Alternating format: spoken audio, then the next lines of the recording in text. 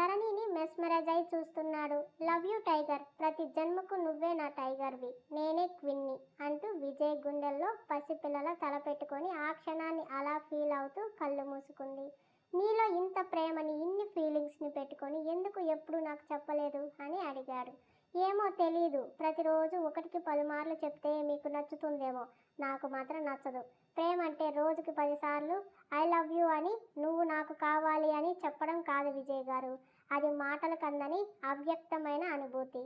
మనం ప్రేమించే వారి ప్రతి కదలికని ప్రేమిస్తూ చూస్తూ ఆ ఫీల్ని ఎంజాయ్ చేయాలి. అలా కాక 3 ముక్కల్లో చెప్పేస్తే ఆ అనుభూతిని పొందలేం.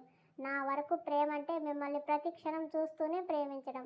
నాకు అలాగే ఇష్టం. మీ నవ్వు అంటే ఇష్టం, మీ మాటలంటే, మీరు నా కోసం ఆలోచించే విధానం అంటే, కుటుంబాన్ని ప్రేమిస్తూ అవసరమైనప్పుడు వారికి తోడుగా తెలివిగా తీసుకునే మీ నిర్ణయాలు అంటే, మీలో ప్రతి కదలిక నాకు చాలా చాలా ఇష్టం. ఇవన్నీ ప్రతిరోజు చెప్తే ఆ ఇష్టం అంతా రోతగా మారిపోయి బోర్ కొడుతుంది. అందుకే నా ఫీలింగ్స్ అన్నీ నా మనసులోనే దాచుకుని తలుచుకుని మిమ్మల్ని ప్రేమిస్తూ ఉండేదాన్ని. ఇప్పటికీ ఎప్పటికీ ప్రేమిస్తూనే ఉంటాను కూడా అని చాలా ఎమోషనల్ అయిపోతూ చెప్పింది. తనంటే ఇంత ప్రేమ, తనని ఇంత ప్రాణంగా ఆమె ప్రేమిస్తుందని తెలిసి విజయ్ కళ్ళు ఆనందంతో చెప్పలేని అనుభూతితో చెమ్మగిల్లాయి.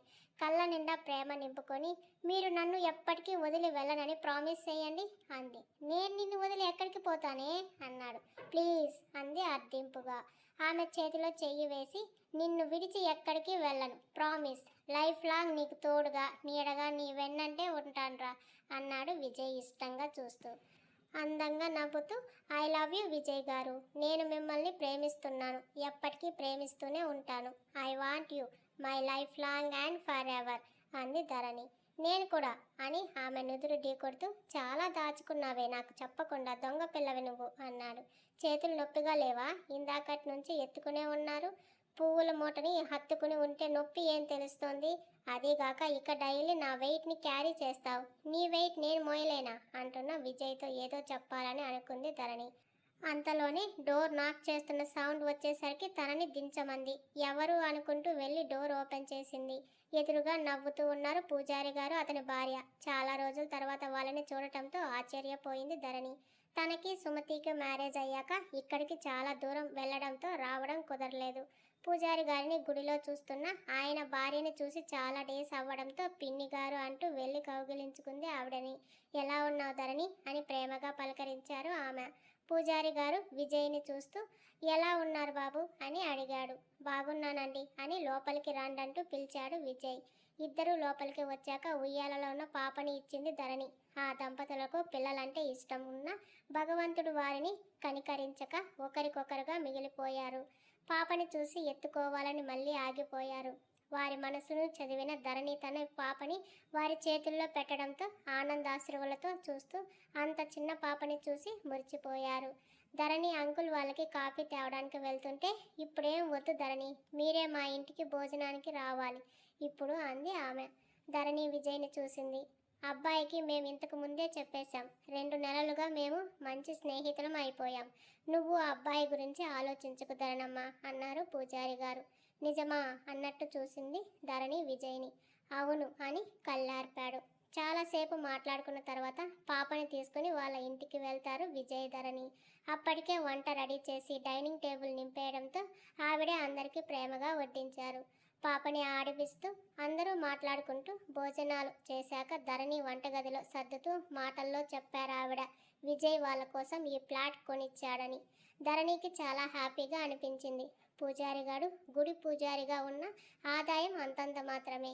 ఇల్లు కూడా రెంట్ అవ్వడంతో అంతకు ముందు నుంచే దిగులు పడారు ఆయన భార్య, తర్వాత ఎలా అని. ఇప్పుడు విజయ్ ఇలా ఫ్లాట్ కొనిస్తానని చెప్పి వారికి ఆర్థికంగా కూడా సహాయం చేశాడు. పోనీలేండి పిన్ని గారు, ఇకపై మీరు నేను విడిపోకుండా ఇక్కడే ఉంటాంగా అంది ధరణి నవ్వేస్తూ. ధరణికి పట్టుచీర, పసుపు కుంకుమ, పూలు పండు తాంబూలంగా ఇచ్చి వాళ్ళని ఆశీర్వదించి పంపారు పూజారి గారి దంపతులు. వాళ్ళకి నమస్కరించి సంతోషంగా వెనుతిరుగుతూ, బాబాయ్ గారు ఉదయం నేను మీతో పాటు గుడికి వస్తాను, వెళ్ళిపోకండి అంది ధరణి. అలాగే తల్లి అన్నారాయన. విజయ్ విచిత్రంగా చూశాడు ధరణిని. వాళ్ళకి వెళ్ళొస్తామని చెప్పి తమ ఫ్లాట్కి వచ్చేశారు. మార్నింగ్ గుడికి వెళ్ళడం ఏంటి ధరణి? నైట్ తన ప్లాన్లో ఉన్న విజయ్ అడిగాడు ధరణిని. పాపకి పాలిస్తూ. చాలా డేస్ అయిందండి చూసి వద్దామని అంది. మన ఇంటికి వెళ్ళాక వెళ్దాం రా, వీకెండ్ కదా, ఈ 2 డేస్ ఇక్కడ ఉందామని చాలా ప్లాన్ చేసి వస్తే నువ్వేమో గుడి అంటే ఎలా, ముద్దుగా అంటున్న విజయ్ని చూసి నవ్వుతూ ఇలా రండి అంది. ఏంటి అన్నాడు దగ్గరకు వచ్చి. అరచేతుల్లోకి విజయ్ ఫేస్ తీసుకొని మన లైఫ్లో కొత్తగా మరో అధ్యయనానికి స్వాగతం చెప్పడానికి సిద్ధమవుతున్నాం. ఇంకా ఎలాంటి అవాంతరాలు అడ్డంకులు లేకుండా హాయిగా మన జీవితం సాగిపోవాలని ఆ దేవుణ్ణి కోరుకుని వస్తాను విజయ్ గారు అంది చిరునవ్వుతో. ఆమెను చూస్తూ అయితే ముగ్గురం వెళ్దాంరా అన్నాడు. మీరు వస్తారా ఆశ్చర్యంగా చూసింది. పాపతో సహా అని సోఫాని సరిగా అడ్జస్ట్ చేశాడు. అది బెడ్ కమ్ సోఫా టైప్ అవ్వడంతో చక్కగా దాని మీద నిద్రపోవచ్చు. ఇదేంటి ఇక్కడ అంది హాల్లోనే నిద్రపోవడానికి విజయ్ చేస్తున్న ఏర్పాట్లు చూసి. రేపు నైట్ వరకు బెడ్రూమ్ డోర్ తెరుచుకోదు, తర్వాత రోజు నుంచి మార్నింగ్ వరకు ఓపెన్ అవ్వదు అని కన్ను గీటాడు. ధరణి చూసి తల తిప్పేసింది. హాల్లోనే ఆ రాత్రి నిద్రపోయారు. మార్నింగ్ వేకువజామునే లేచి హాల్లో ఉన్న బ్యాగ్స్ నుంచి విజయ్కి పాపకి డ్రెస్సెస్ తీసి శారీ తీసుకుని హాల్లోనే ఉన్న కామన్ వాష్రూమ్కి వచ్చి ఫ్రెష్ అయింది ధరణి. తను రెడీ అయ్యి పాపని రెడీ చేసి ధరణి కోసం వెయిట్ చేస్తున్నాడు విజయ్. ఫ్రెష్ అయ్యి చీర చుట్టుకొని వచ్చి హాల్లోనే కట్టుకుంటుంది ధరణి. టెంపుల్కి వెళ్ళాలని చూడలేదు విజయ్ని. శారీ కట్టుకుని టవల్తో హెయిర్ని ట్యాప్ చేస్తుంటే అప్పుడు చూశాడు. Blue and purple colour silver జరీతో ఉన్న ఉప్పాడ శారీలో వెనక్కి తిరిగి ఉన్న ఆమెను చూస్తూ మనసు చెదిరింది విజయ్కి. ఆమె రెడీ అయినంతసేపు కన్నార్పడం మరిచి మరీ చూస్తుంటే జడ అల్లుతూ చూసి ఏమైంది అని కళ్ళెగరేస్తూ అడిగింది. టైం అవుతుంది అన్నాడు ఏం చెప్పకుండా. అయిపోయింది అని జడకి బ్యాండ్ పెట్టి పాపకు కావాల్సిన వస్తువులు తీసుకుని హ్యాండ్ బ్యాగ్తో రెడీ అయ్యింది. ఆమెను చూస్తూ ఒక సాటిస్ఫైయింగ్ స్మైల్ ఇచ్చి డోర్ లాక్ చేసుకుని బయటకు వచ్చేసరికి వాళ్ళ కోసమే ఎదురు చూస్తున్న పూజారి గారు అతని భార్య ఉన్నారు. అందరూ కలిసి కారులో గుడికి స్టార్ట్ అయ్యారు. భర్త కూతురుతో కలిసి గుడికి వచ్చిన ధరణికి మనసంతా ప్రశాంతంగా ఆనందంగా ఉంది. పూజ చేసుకుని స్వామిని దర్శించుకుని ఆయనకు కీర్తనలు పాడి అభిషేకం అర్చన జంటగా చేయించుకున్నారు. ఇంకా ఎటువంటి ఇబ్బందులు లేకుండా వారి జీవితం ఆనందమయం కావాలని మనస్ఫూర్తిగా దేవుణ్ణి వేడుకుని తిరిగి ఇంటికి వచ్చారు. ధరణి ఫేస్లో హ్యాపీనెస్ చూస్తూ విజయ్ హ్యాపీ అయ్యాడు. ఆ రోజు కూడా పూజారి గారి భార్య వంట చేసి ఇంటికి తెచ్చి ఇచ్చి వెళ్ళారు. ఏంటి విజయ్ గారు మీరు బెడ్రూమ్ ఎందుకు చూడనివ్వడం లేదు అంది అలకగా. అప్పటికే తను చూడాలని పోరు పెడుతుంటే లాక్ వేశాడు విజయ్. నేను చెప్పిన టైం వరకు వెయిట్ చేయి పాపని ఆడిస్తూ అన్నాడు. నేను అడుగుతుంటే బెట్టు చేస్తున్నారు మీరు, నాకేం అవసరం లేదు పోండి నేను చూడను అని మూతి తిప్పి అలిగి కూర్చుంది. మమ్మీకి కోపం వచ్చింది స్వీటీ, నైట్కి కోపాలు తాపాలు అలకలు అల్లర్లు అన్నీ తీర్చేయాలి నేను అంటుంటే హవ్వ పాపతో ఏంటా మాటలు అంది. నా స్వీటీకి నా కష్టాలు చెప్తుంటే నీకెందుకు బాధ అన్నాడు. అని మూతి తిప్పేసి లంచ్ చేసి స్లీప్ వేసింది ధరణి. సేమ్ డే నైట్ డిన్నర్ అయ్యాక పాపని క్రెడిల్లో వేస్తుంటే ఇక్కడ వద్దు లోపల బెడ్ సైడ్ క్రెడిల్ ఉంది అక్కడ పడుకోబెట్టు పాపని అన్నాడు విజయ్. లేదు నేను పాప ఇక్కడే పడుకుంటాం, మీరు కావాలంటే వెళ్ళి అక్కడే పడుకోండి అంది అలిగి. విజయ్ నవ్వుతూ బెడ్రూమ్ డోర్ ఓపెన్ చేసి కమ్ అన్నాడు. అంది. పాపతో పాటే ఆమెను ఎత్తుకొని లోపలికి తీసుకొచ్చి దించి పాపని బెడ్ పక్కనే ఉన్న క్రెడిల్లో వేశాడు. పాపని నిద్రపుచ్చి తిరిగి చూశాడు. ధరణి ఆశ్చర్యంతో కళ్ళు పెద్దవి చేసి చూస్తుంది రూమ్ని. ఎదురుగా ఉన్న సైడ్ వాల్కి తమ ఇద్దరి ఫోటో ఫ్రేమ్ పెద్దగా ఉంది పాపతో సహా. అది గోల్డ్తో చేసిన స్పెషల్ ఫ్రేమ్. వాళ్ళ ఫిక్స్ అన్నీ యూనిక్ డిజైన్తో చేసి ఉండి సజీవంగా ఉన్నట్టు ఉన్నాయి. కళ్ళని తనే నమ్మలేక చూస్తుంది పోయింది ధరణి. రూమ్ మొత్తం వాళ్ళ ఫొటోస్తో నిండిపోయింది. అందులో ధరణిని విజయ్ ఫస్ట్ టైం చూసినప్పటి నుంచి ఇప్పటి వరకు అన్ని ఫొటోస్ ఉన్నాయి. అవన్నీ చూస్తూ విజయ్ని చూసింది. ఆమెను వెనుక నుంచి హత్తుకుంటూ నచ్చిందా అని అడిగాడు. చాలా బాగుంది, ఇవన్నీ ఎప్పుడు చేయించారు ఫొటోస్ని చేతితో తడుముతూ అంది. ఫ్లాట్ కొన్న తర్వాత చేయించాను, నీకు సర్ప్రైజ్ ఇద్దామని అంటూ బెడ్ మీద ఉన్న పాకెట్ తీసి ఆమె చేతిలో పెట్టాడు. ఏంటిది అంది. ఓపెన్ చేయి తెలుస్తుంది అన్నాడు. లైట్ పింక్ కలర్లో ఉన్న ట్రాన్స్పరెంట్ శారీ అది. మ్యాచింగ్గా అందులో జ్యువెలరీ బాక్స్ కూడా ఉంది. చూస్తున్న ధరణి సిగ్గుతో కళ్ళు వాల్చేస్తుంటే వెయిట్ చేయి అన్నాడు. అంటూ వాష్రూమ్లోకి దూరింది ఫ్రెష్ అవ్వడానికి. ఇంటి దగ్గర నుంచి సునంద గారు ఫోన్ చేయడంతో మాట్లాడటానికి బయటకు వచ్చాడు విజయ్. ఫ్రెష్ అయి వచ్చింది. సేఫ్ సైడ్గా డోర్ లాక్ చేసుకుంది. చాలా స్మూత్గా పట్టుకుంటే జారిపోతున్నంత మెత్తగా ఉంది ఆ శారీ. అస్సలు ఈయన ఎప్పుడు షాపింగ్ చేసి తెచ్చారు అని ఆలోచిస్తూ మిర్రర్ దగ్గర నిలబడింది. చీరలోంచి నడుము పొట్ట భాగం స్పష్టంగా కనబడుతున్నాయి. బ్లౌజ్ ఉండటం వల్ల నడుము పైభాగం కనబడటం లేదు కానీ చాలా ట్రాన్స్పరెంట్గా ఉంది. జ్యువెలరీ బాక్స్ నుంచి ఆర్నమెంట్స్ తీసుకుని ఫస్ట్ చేతికి 2 గోల్డ్ బ్యాంగిల్స్, మధ్యలో లైట్ పింక్ కలర్ నార్మల్ గాజులు, చెవులకు పెద్ద పెద్ద జుమ్కాలు, మెడలో ఒక చిన్న నెక్ సెట్ వేసుకుని లైట్గా అయినా సింపుల్గా రెడీ అయ్యింది. పాప ఉందని ఎలాంటి ఆర్టిఫిషియల్ రూమ్ ఫ్రెషనర్స్ యూజ్ చేయలేదు. రూమ్లో బాత్ చేసిన ఆమె శరీరపు శాండిల్ ఆరోమానే రూమ్ అంతా వెదజల్లుతుంది. నుదుటిన పాపిట్లో కుంకుమ దిద్దుకుని కళ్ళకు కాటుక పెట్టుకుని జడని లూజ్గా అల్లుకున్నాక తనని తాను చూసుకుంది. సిగ్గుతో కూడిన చిన్న నవ్వు ఆమె పెదాలపై నిలిచింది. ఇంతలో పాప లేవడంతో వెళ్ళి తనని ఎత్తుకొని పాలు ఇవ్వడం కోసం బెడ్ మీద కూర్చుంది. పాప పాలు తాగాక ఉయ్యాలలో వేసి తనని నిద్రపుచ్చి ఏసీ టెంపరేచర్ని నార్మల్గా సెట్ చేసింది. పాపకి క్రెడిల్ సెట్ చేస్తుండగా డోర్ నాక్ సౌండ్ వచ్చింది. అది విజయ్ అని తెలిసిన ధరణికి ఎందుకో ఏదో తెలియని అలజడి, బిడియం, సిగ్గు, కంగారు అన్నీ ముంచుకొచ్చాయి.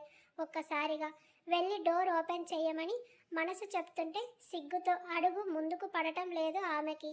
తన భర్త తనని చూడటానికే కదా ఎంతో ఇష్టంగా తయారయ్యింది. తనని తాను అతనికి అర్పించడానికి కదా ఇక్కడి వరకు వచ్చింది. ధరణి చిన్నగా పిలిచాడు విజయ్.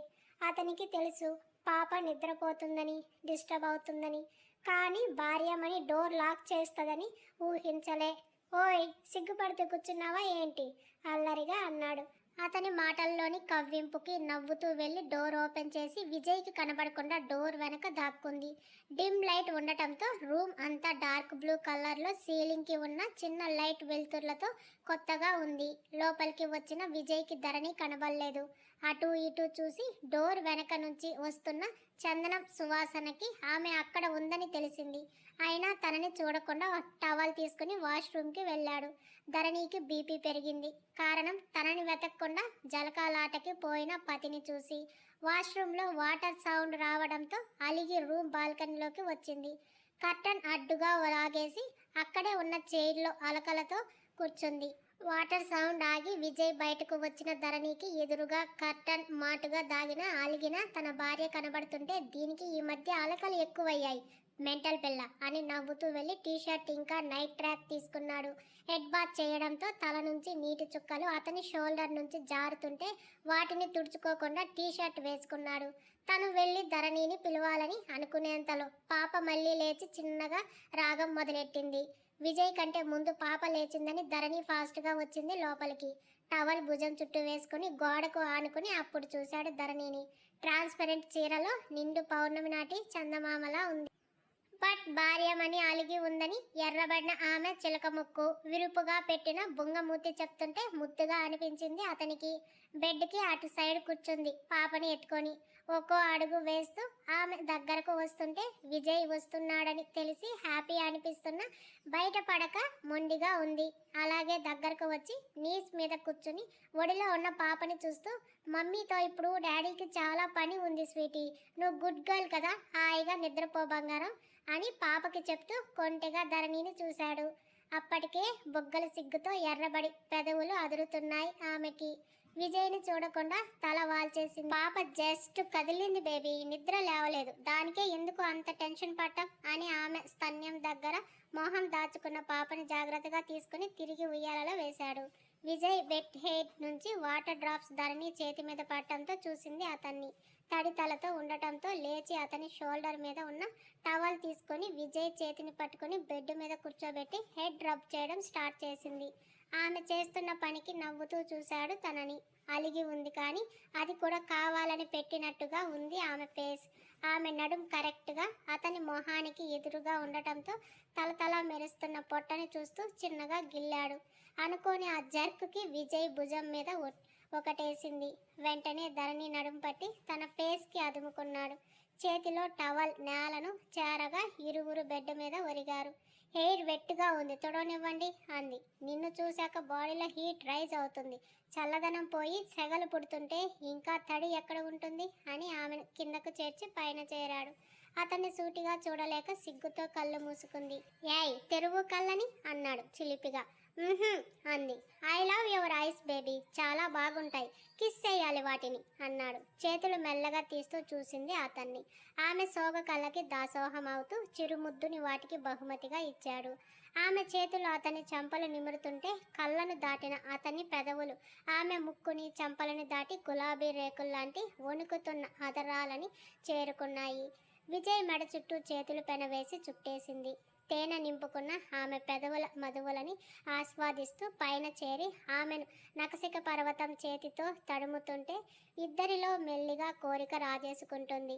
ఆర్తిగా ఆమె పెదవులను చుర్రేస్తూ కాసేపటికి వదిలి తన టీషర్ట్ తీసేస్తున్న విజయ్ని చూసి అలజడి మొదలై గుండె వేగంగా కొట్టుకుంటుంది ఆమెకి. ఆమె ఒంటి మీద ఉన్న ఒక్కో ఆభరణం తొలుస్తూ అవి తొలగిన ప్రతి చోట చిరుముద్దును అద్దాడు. తన ఒంటి మీద నాట్యం చేస్తున్న విజయ్ పెదవులకి ఒళ్ళంతా కంపించిపోతుంది. తాళి తప్ప మరే ఆభరణం లేకుండా చీరలో కనబడుతున్న ఆమె శరీర సౌష్ఠవానికి మంత్రముగ్ధుడవుతూ బయట పిన్ను తప్పించాడు. అతన్ని ఆపేస్తూ ఏదో చెప్పాలని ఉన్న బిడియం అడ్డురా పటాయిస్తుంటే ఏమైంది అన్నాడు. అది మిమ్మల్ని నేను కిస్ చెయ్యనా అంది బిడియంతో ముడుచుకుపోతూ. ఆమె మనోగతం అర్థమై చిన్న నవ్వుతో చూస్తూ ఆమెను పైన చేర్చుకున్నాడు.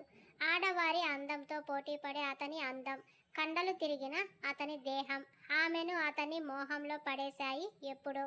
కానీ ఆడవారికి ఉన్న సహజమైన సిగ్గు అనే గుణం అడ్డు రావడంతో ఎప్పుడూ అతనితో చెప్పని ఆమె భర్త మీద తన ప్రేమను చేతల ద్వారా చూపించాలని బయటపడింది.